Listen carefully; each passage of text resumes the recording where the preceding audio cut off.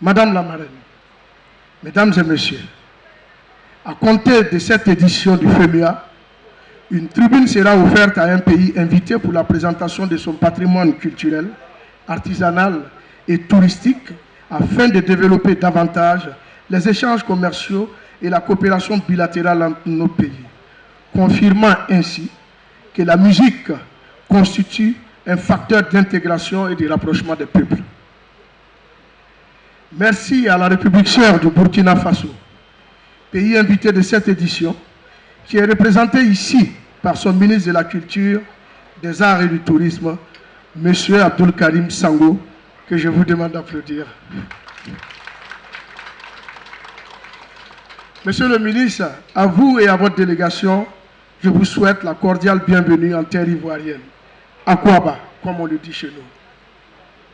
Les festivaliers et les populations sont impatients de prendre part à vos activités, notamment la nuit du Burkina Faso qui aura lieu demain, mercredi 24 avril, à partir de 19 h à l'Institut français, et la grande journée du Burkina Faso qui aura lieu le jeudi 25 avril à partir de 9 h à l'INJS. Je voudrais également souhaiter la bienvenue à tous les festivaliers, artistes, journalistes, professionnels des médias et de la communication venus des 4 coins du monde. À quoi à vous en Côte d'Ivoire? La 12e édition du FEMIA revêt un caractère particulier. Elle est lancée sous le thème « Genre et développement » et s'articulera autour de plusieurs sous-thèmes en lien avec le thème principal, notamment l'autonomisation de la femme, le développement durable, la lutte contre la pauvreté, la lutte contre les violences basées sur le genre, la scolarisation de la jeune fille et bien d'autres. Il s'agira au cours de cette édition d'organiser à travers le Carrefour Jeunesse des panels et rencontres pour porter des réflexions, faire des propositions, faire de la sensibilisation et des plaidoyers afin d'accompagner et poursuivre les actions du gouvernement en matière de promotion du genre et de développement durable. L'autonomisation économique et sociale des femmes et l'égalité entre les femmes et les hommes constituent un socle fondamental du développement durable. Investir dans les droits fondamentaux des filles et des femmes, favoriser leur accès aux ressources, aux opportunités économiques et au leadership politique et social constitue un levier pour la croissance économique et permet d'asseoir des bases de sociétés plus justes et équitables. L'agenda pour le développement durable pour 2030, adopté en septembre 2015 par les 193 États membres de l'Organisation des Nations Unies, reconnaît l'égalité homme-femme comme un facteur clé pour la réalisation des objectifs de développement durable, ODD, par l'adoption d'un objectif spécifiquement dédié à l'autonomisation des filles et des femmes, c'est l'objectif 5, ainsi que par l'insertion de la dimension genre à l'ensemble des ODD. À l'aube de l'agenda 2030, la pauvreté revêt un visage féminin.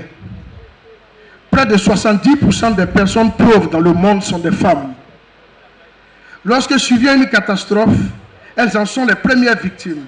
Le risque de décès lors d'une catastrophe naturelle est 14 fois plus élevé pour les femmes et les enfants, selon les chiffres de l'UNISDR, le Bureau national des Nations Unies pour la réduction des risques et catastrophes. Défendre l'égalité femmes-hommes dans le développement et la solidarité et lutter pour les droits des femmes ne sont pas seulement une question d'efficacité ou de redevabilité. Ce sont des valeurs universelles que nous devons tous porter, car la femme constitue le pilier de la famille.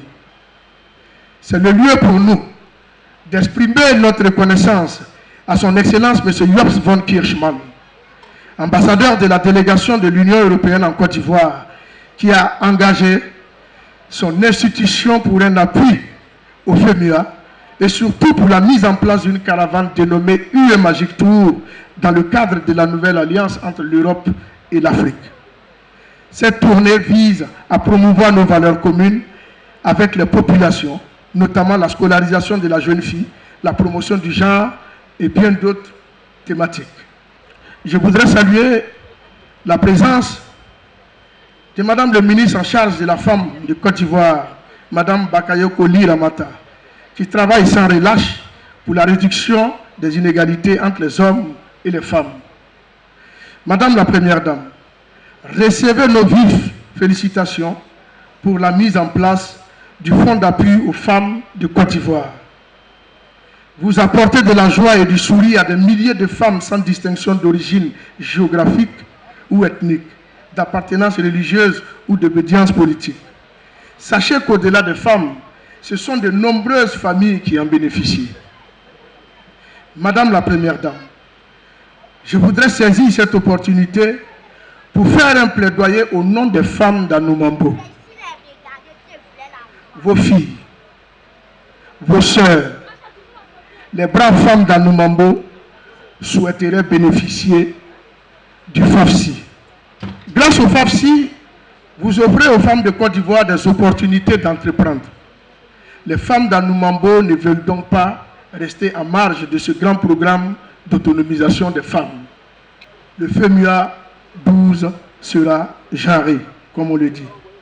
Il se tiendra du 23 au 28 avril à Abidjan et Gagnoa, conformément à sa politique de décentralisation.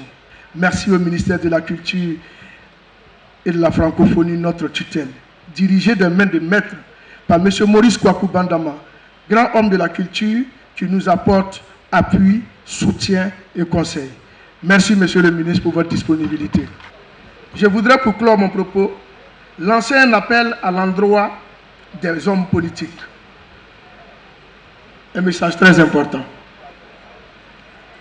Nous assistons malheureusement à des dérives langagières en prélude à l'élection présidentielle 2020. La Côte d'Ivoire a trop souffert. Nous n'avons plus besoin de ça. Le monde entier nous regarde. Cultivons des valeurs de paix et de tolérance. Mettons l'intérêt général au-dessus des intérêts partisans pour un développement durable de la Côte d'Ivoire. Vive le FEMUA, vive la Côte d'Ivoire. Je vous remercie.